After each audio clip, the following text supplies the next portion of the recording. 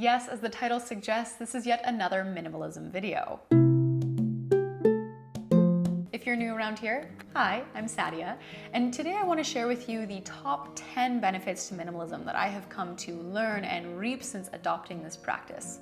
There's also a very common minimalism mistake I think a lot of people make, and I really want to share that with you, but I'm going to do so at the end of this video because for now I would like to just dive right into those benefits. So let's get started. I think one of the main things that draws people into this lifestyle is this idea or notion that happiness is increased or the quality of life is improved.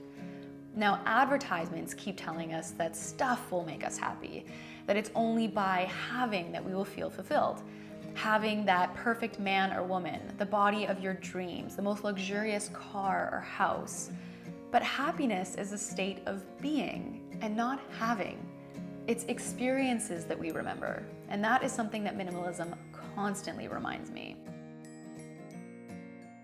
So on that note, minimalism means just buying those things that you need and then on occasion buying those things that you want, but not buying those things that you want in excess. And in doing so, you save money. Now personally, I choose to spend some of that saved money on traveling, which brings me back to point number one. It's the fond memories and connections I made while traveling that have brought me some of the most joyous moments in my life, not material things.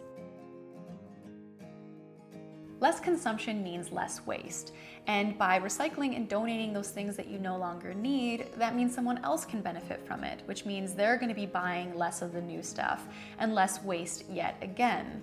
So with minimalism, I truly believe comes less of an environmental impact.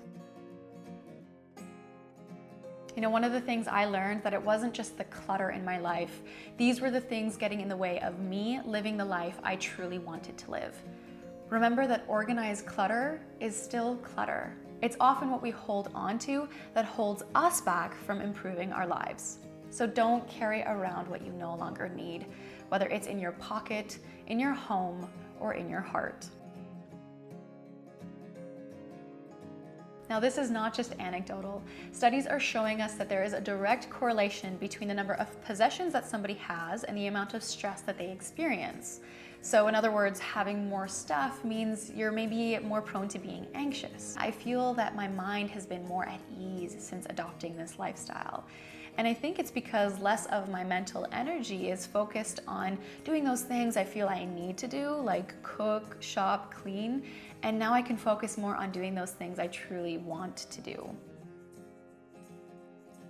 So on that note then, more of my time is spent doing the things I really love, like working on my hobbies or spending time with my friends and family. If I were to compare this to my previous self, I was spending all my time going to stores or online shops to buy the latest, greatest, next best thing. Have you ever considered that maybe you don't need to be more organized like you always thought? Maybe all you really needed was less stuff. Less stuff means easier to clean, less to organize, less to store, and generally, less mess. Possessions consume more of our time than we realize. Since adopting this practice, my productivity has multiplied considerably. Minimalism for me has meant attracting more of the important things and less of the material things. In this way, I'm more grateful for what I do have, and if I'm given something by somebody, I find that now I value it a lot more. It makes me realize just how little I need to be happy, and there really is a beauty in that. I've saved the best one for last, and that is freedom from the comparison game. It feels like once we start consuming, there is no end to the amount of things that we could want, and now I truly feel free from that burden. Now, one of the most common mistakes I hear when minimalism is discussed is that in order to adopt the lifestyle or call yourself a minimalist, you have to only own X number of possessions or throw away X number of garbage bags of stuff, or that your apartment has to be clean and white and pristine. But one of the beauties about minimalism is that there kind of really is no definition. I mean, I've had friends and family tell me that there is no way they could adopt a minimalist lifestyle because they couldn't fathom the idea of having so few things. But for me, minimalism is not the lack of something, but rather the perfect amount of something.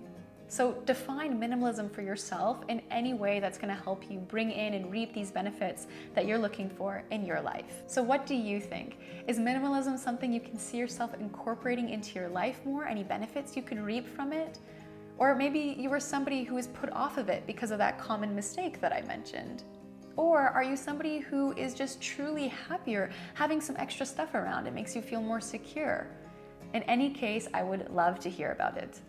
Give this video a thumbs up if you'd like, and be sure to subscribe because I'd like to see you in my next video. All right, that's all for now. Until next time.